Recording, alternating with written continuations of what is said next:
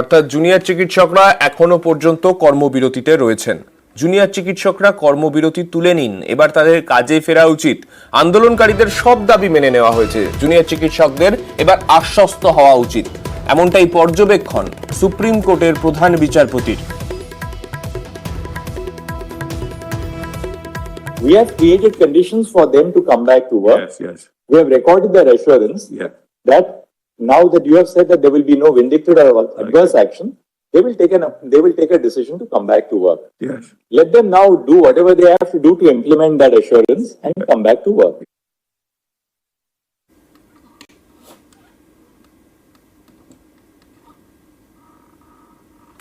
আরজি করে নিরাপত্তা নিয়ে সুপ্রিম অসন্তোষ। তরুণী ডাক্তার ধর্ষণ খুনের পরেও হাসপাতালে মাত্র 36টি সিসি ক্যামেরা ইনস্টল, রুষ্ট প্রধান বিচারপতি।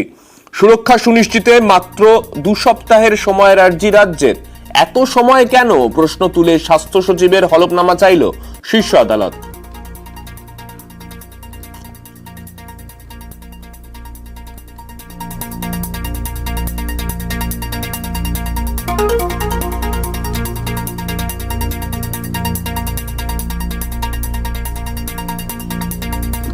সুপ্রিম কোর্টে আরজিকর মামলার শুনানি শুরুতেই স্ট্যাটাস রিপোর্ট জমা দেয় সিবিআই। স্ট্যাটাস রিপোর্ট খতিয়ে দেখেন প্রধান বিচারপতি সহ তার বেঞ্চ।